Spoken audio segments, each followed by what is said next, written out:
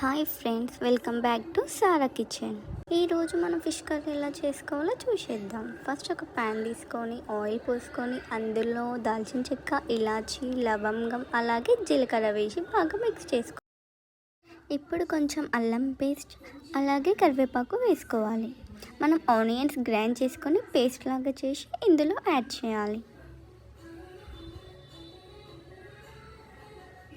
ఇప్పుడు కొంచెం పసుపు వేసుకొని బాగా కలర్ వచ్చే వరకు మిక్స్ చేసుకోవాలి. ఇప్పుడు కట్ చేసుకొని పెట్టుకున్న టమాటో ముక్కలు వేయాలి. 5 టేబుల్ స్పూన్స్ ఆఫ్ కారం యాడ్ చేయాలి. బాగా మిక్స్ చేసుకున్న తర్వాత మనం చింతపండు బాగా పిసికి ఆ వాటర్ అనేది ఫిష్ కర్రీలో పోయాలి. ఇలా దీనివల్ల ఫిష్ కర్రీ అనేది బాగా టేస్ట్ వచ్చి గ్రేవీ లాగా అయిపోతుంది, కొంచెం డార్క్ లాగా.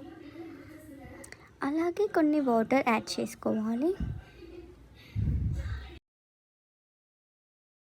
ఇప్పుడు 1 స్పూన్ మెంతిపిండి and 1.5 spoon garam masala add చేసుకొని బాగా మిక్స్ చేసుకోవాలి.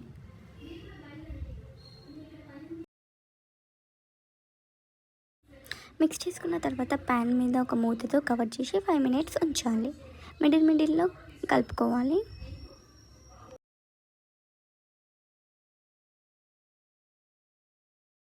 ఇప్పుడు మనం చేసుకున్న గ్రేవీలో ఫిష్ ముక్కలు ఇలా పెట్టాలి.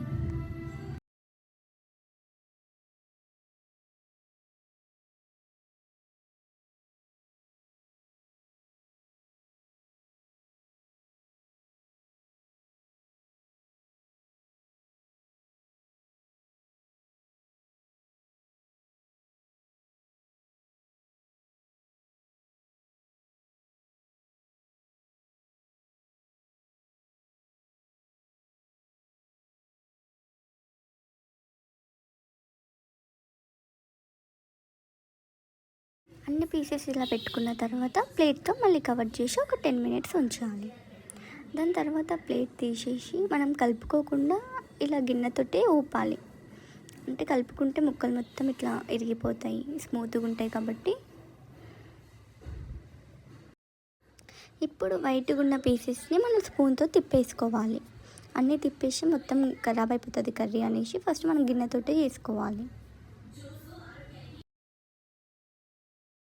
ఇప్పుడు 10 to 15 మినిట్స్ ఇలాగనే ఉంచాలి. ఇప్పుడు లాస్ట్కి పైనంగా కొత్తిమీర యాడ్ చేసుకొని మళ్ళీ మిక్స్ చేసుకోవాలి.